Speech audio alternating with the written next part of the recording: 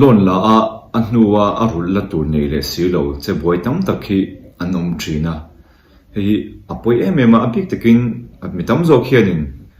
lon kan lak khianin kan hre chiang lo thina kan ngei to chiang lo kan chut ve chet pe lo thina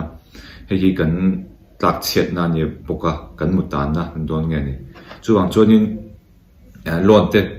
mi poisa kan na puk don tin han ta mi poisa kan puk don la chon ti vel mi lo tur nia kan chut thap tur nia chuang chonin la tur ta na rangkai thei tur ni oma ka thet karon soi duwa til pani thet tur pui mo lu kham do na chu lak ma le lak nu lon lak ma le lon lak nu kha ani do na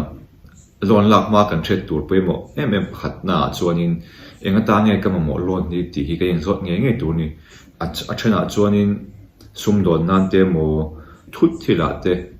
le nu pui basal nei nan te pon mei thei tiang te pol ka hrelowan la te pon anoman te ka tiang asan rang ka chu manga hemitan hian thalo we ti ka chu in soi sak pur ka chu ka ngam chik lowa chan chu kan mamo awanga lon kha kan lak chak awanga la kan ni lo tlang puya kan mamo awanga la kan ni wang hian amawra chu lon ke chu ni la lon lak ngam lo na ka nei do ni hei mi ka ngei to bang he thilen suma thok chok do nem ti ka ngei to nga sum thok chok thei thila lo hi chon lon lak hi a hlom ka tia amara chu soi nu emergency account ve thei ta dam lo thuta la lo thei lo din na kan lo din ve te po kha manga ka tia nga chonin in soi sak thei lo wa amara chu du thu sama chonin sum do nan amo sum thok chok thei tu tur tuna scooty ka lo lei don ta two wheeler ka sum do nan in pui do nem hei hianin nula rim nan che nge amo leng ko vel mi mai nan ka mang don ani lo pon hei hianin I delivery te ka tianga thil te ka zor pa nga suma thok chok ang ti kha kan ngei to nga lon ka lao don hian hei hian suma thok chok do nem ti kha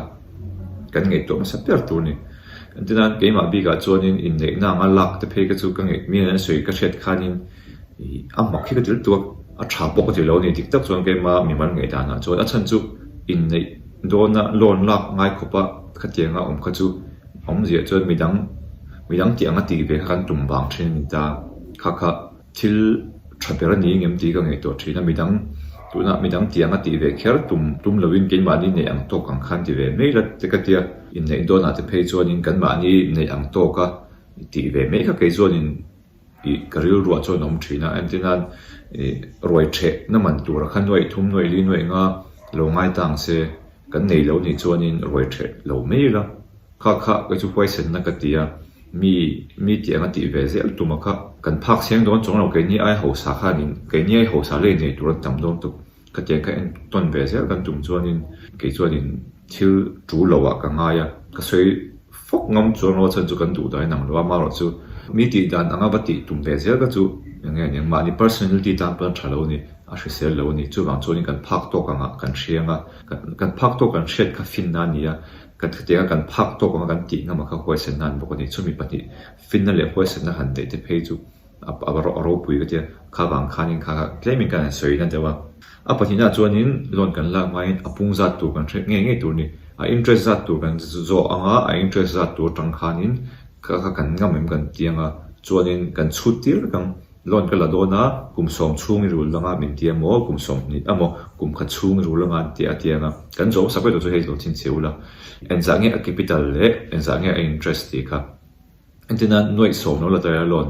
kum som chung ka rul do lai tianga a han chu tanga I rul tur chu a capital chu a noi som a khania chon apunga chu noi riat amo noi som panga a rei dan zer khana lo don ni kha noi som mi la ka tanga apung tur za ta kha ingam to ka ni em aba apung chau ka chang chon a capital le ta khani china noi som lo ta la apung chau po ka noi som ti te boni ve ti a rei chon amo noi som panga kha nang ma na I digest he to ka ni em ti kha I ngei to anga tu izot ngei do ni la ilon la ti a khanin chonin apathum na chon thatin ka rul tur za thi ka nei te angem ti kha thatin in antinan ka lon kha sing khatin rul don taila sing khat kha aron ru tur thatin om thengem khwetrange omang antinan sarkar thoktan chonin a hlo kha tamlo ma se a in manage the ange ni alo rin lok thei do ta ron lut tur kha ti khan a in chu te nga mar chu mi tam jok sarkar thoklo te pokan ne me thia sum do nga mo ni tin e chapul na lut ka ta khanin thatin poisa lut da nang ka chu kanin chu tanga abor vel chu ange rot thei ka ringa ka tianga khanin kanin chu tanga enza hinge thatina lut the ka be sei thei ti han nge tonga chumi chuanin thatina ka rut na tur hi ade theingem engkim in lo man tele e tur man ka pe nuwa hianin ti kha nge to nge tu ni thatina ka rut dan tur za ta kha lo boi do tai la antinan lo in thar kem do tai la a ru za te ka pha ka ngem ka thlin ngem ti kha kan nge tu ni chuanin apalina chuanin kan loan la ka hi kan insurance kan ti nge tu ni athana chuanin insurance an ti nge saka alona zer kha na thana chuan angai nge lawa atam tham chuanin kha kan ti nge tu ni kan per then tam tak te po loan insurance an lo ti lawa an ma ni alon na tu te kha an boral le ta thut se ban tu thak takin kha loan phuri te kha an chung te an han chong the ni kha boi kha kan te me ma an boi na kha thuat ni an to ka ni kha poi thina chuang chuan loan kha insurance kan ti chuanin ka loan ti na te kha nin ka lo boral tak chuanin min nei event sak do na ka loan kha ka chung te a ni lovin kha poi mo me ma ni chuanin loan kan la ta a kan thret tur poi mo chu kan loan la ka hi free money ni lo ni sum thlo a thona kan dong ni lo ni ti kan thret angai mi tak tak chuanin aron lu ta sum a thona mo ti me hi ola sum kan pu kan nia I ren chep ta kan man tur nia antinan loan kan la noi som chuan installment pon lu thina ma se installment lawangin lo lu ta lawangai tai la voile khata noi som kharon lu ta khan som pakhat pe khelte ngai am ti te po khang ei tu thamania ke chuan ke ma me ngai ana chuan loan ani mi poisa ka pu ka thenom pa poisa ka cheng za pu kila ta khan som pakhat ka pe kherangem ti kha ka ngai tu ta khami loan kha free money mo kan ti wa hian som pakhat pek te po khari lo chon lang me the ma ro chu mi poisa kan pu kan nia I kan pek kher angai tu ra chuan ke chuan ka ngai lowa ama ro chu kan I kha kan loan kha kan mil ru alang tlata I nakina mal som kan don te po kan lo be se wangin I pek te po kan du ni chuan ka tianga chuan poina chu a om ka ring big nge lowa ama ro chu pek nge tur an yem ti la ma phe ka chuanin ke chuan angai hi ka ring lo angai hi ka ring lo ve a ke ma mi mal nge da na chuan chuanin I poisa thona kan don ni lo apu bank in min puk tir ni ti kha kan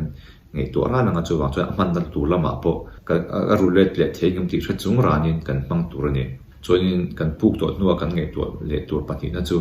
kan puk ma khan man dan tur ka kan set lok ta ni mol to pa ata chu puk ve ka kan ni lo tur ngai tai la kan puk ma khanin kan man dan to ka set lok ta chuanin ka han ar poisa ka ron thleng ta ni ta khanin ka set lok da nang khanin ka mangem ti kha kain en non zep kha ngai ni chan chu khami kha poisa dang thok chok tura pu on tai la sum do na tang tu ren mo en ti nan sa ken han bel lak nan ta ka lo pu ta lon ka ta kan sa ken nan ta kan thal ta ka tum angin ka shalem hem za ti shalela ka rul thei don em ti kha ka in chu thap ta chu chuanin ka han thal ta a ka tu angin ka shalem ka plan ta ya kalem ti kha ka in en let zep tu ni chuanin kan lon lak ate ta kan so nge tu chu lo pe the lo tai la sum lo nei to lo tai la enge entinge min chemang enge a penalty enza hinge kha enza hinge lo in chal cheta tai la pelo thenga are thiang ber ka nei thiang ti ta kan zo tanga an kal da pung sang khai nam lo nga atlang pui tu chuanin kan pek khatin kan ron katta khami khabi ka lo nei lo ni chuan I late fee ka choi ta khatiang late fee kha kan choi chuanin point bank ka I kap a interest pi lama khanin a late fee kha apung tam thei ma khatiang te kham boi kha ka sum don na kal dan ka ro man angin a local lo ta khatiang ate po khanin kal lo nei de lo rang ani chuanin kan bank manager po kan ba bet thei ni hei antina khatin sing khat ru tur angin kanin hisab pa ma ro chu kan sum don na du angin local tlong lawa sing khat pai tlem de leken kan tit min ti sak thengem te po apati thei ni khatiang te kan bank kan ba dor nga ma ni tur tlok lovin I boina kan nei chuanin kan bank kan loan la ate kha chuan mai lo pui hre don lo du kan chan chu an ma ni poisa nia a let kha an mudu ani chuwang chuanin ke ma tang a let a mutur an nia kata khanin ke ma ka boi kha chuanin an ma ni pon boi tel don ti kan thria chuwang chuanin min pui hre don lo du ka khating ate khanin kan ma ni ngam to kang kha min va in set pui tur nia amaro chu a hun chung ka re lenga ka pek klem chuan a hun chung a re chuan a interest kha apung tam le don ta khating te poka kan ril ruwa kan ngei to lok vek tur ni